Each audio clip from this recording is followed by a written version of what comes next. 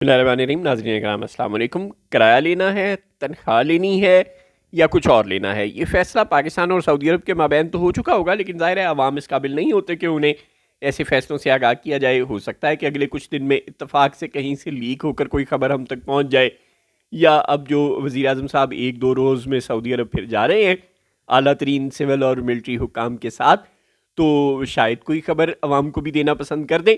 शायद कुछ ऐसा फॉर्मलाइज हो जाए, कोई ऐसा एग्रीमेंट हो जाए कि पाकिस्तान सऊदी अरब को प्रोटेक्ट करेगा और बदले में सऊदी अरब हमें क्या देगा।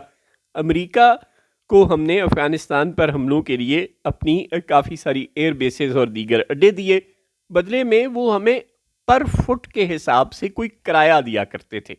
परवेज़ मुशर्रफ के ज़माने की बात है।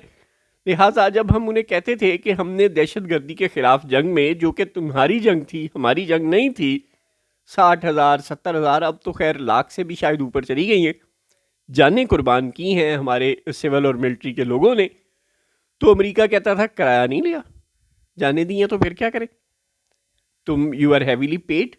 तो हमने किराया लिया था अमेरिका से महज कुछ डॉलर। और जब ये शुरू हुई थी बात कि अफ़गानिस्तान पर हमला और ये वो, तो बड़ी लंबी लंबी बातें छोड़ा करते थे परवेज़ मुशर्रफ साहब की हमायती। सारे कर्जे माफ़ हो जाएंगे पाकिस्तान के, पाकिस्तान की अमेरिका से अंधाधुंध तिजारत में इजाफा हो जाएगा, अमेरिकी कंपनियां पाकिस्तान में इन्वेस्ट किया करेंगी, यूरोपीय कंपनियां पाकिस्तान में इन्वेस्ट किया करेंगी, पता नहीं क्या क्या, लेकिन कुछ भी ना हुआ। अब सऊदी अरब से हम कोई महदूद सा किराया लेकर साइड पर हो जाएंगे।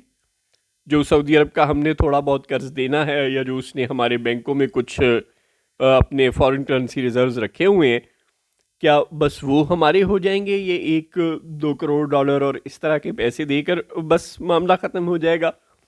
या हमें कोई हर साल कुछ चंद हज़ार डॉलर की या चंद हज़ार रियाल की कोई तनख्वाह मिल जाया करेगी?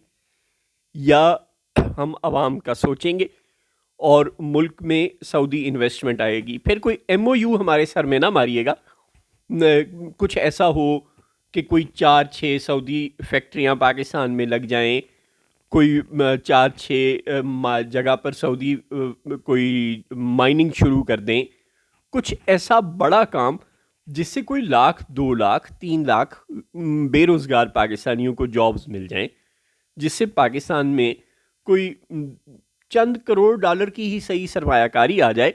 मसलन जेरेड कुशनर जो कि डोनाल्ड ट्रंप के दामाद हैं, उनके साथ मिलकर सऊदियों ने एक गेम कंपनी, जी हाँ ये जो गेमिंग कंपनी होती है वो ख़रीदी है।